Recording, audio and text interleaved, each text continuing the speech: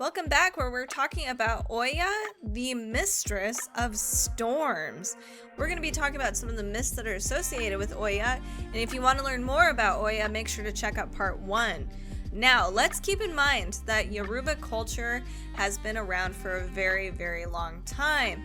The Yoruba religion specifically, most of their myths were passed down orally via word of mouth, and there are various versions of it because of the diaspora that happened. So we have myths from Afro-Caribbean, Afro-American, African. There's also some Christian elements because over time, that's just how everything blended. The most well-established myth about Oya is her marriage and her association with the other Orisha Shango. It's a very widely known story in Yoruba mythology. This myth is actually used to explain the origin of thunderstorms. So here are some of the elements about this myth. We have Oya, who is supposed to be married to another Orisha named Ogun. He is the Orisha of iron, war, and labor. But Ogun just happens to be not there. He's working, and he's neglectful of Oya's needs. And Oya felt pretty unfulfilled, understandably. Shango actually arrives at the same village of Oya at this point. He's powerful, he's charismatic, he's the Orisha of thunder and lightning.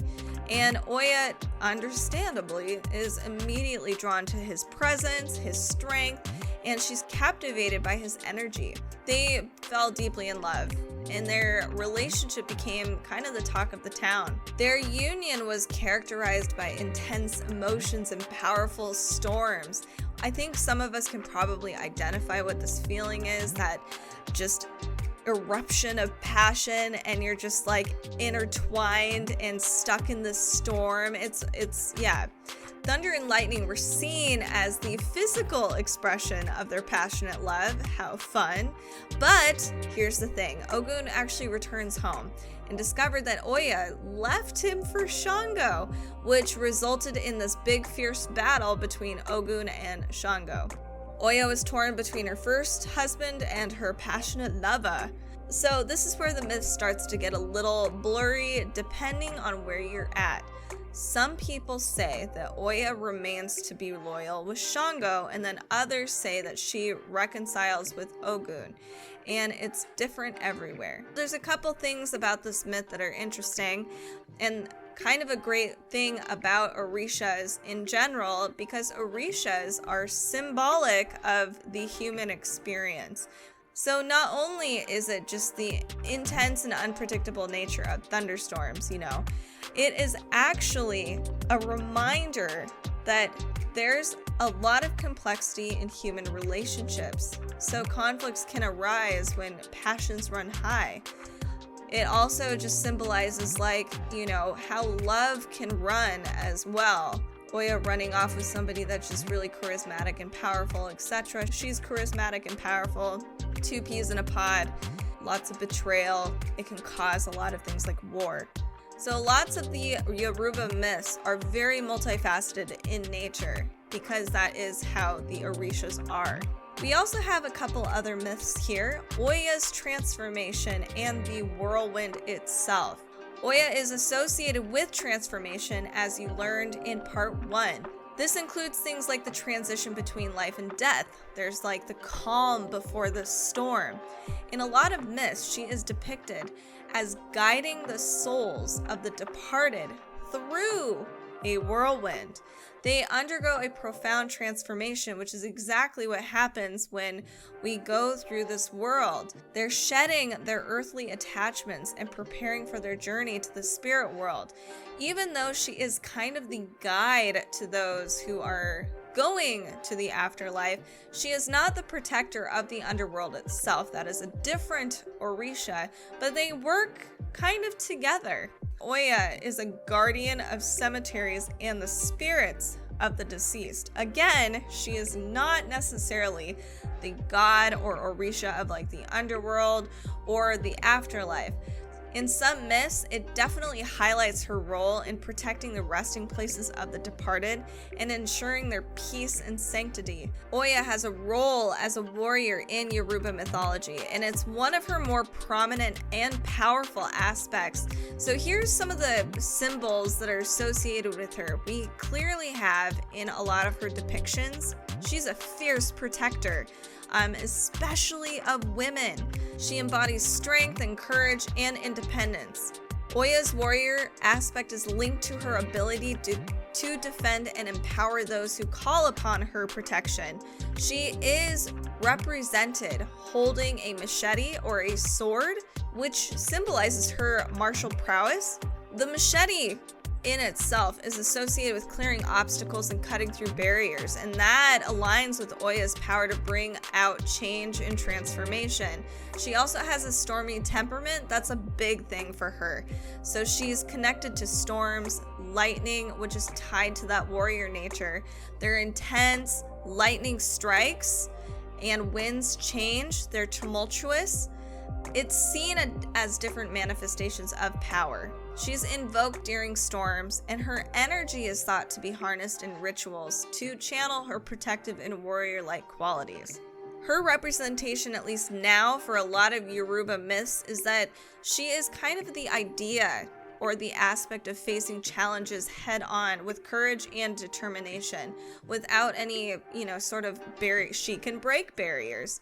She's a force that can help individuals confront some of their obstacles in their life, whether that's emotional, spiritual, maybe even physical. She is a protector of the vulnerable. This includes women and children more specifically.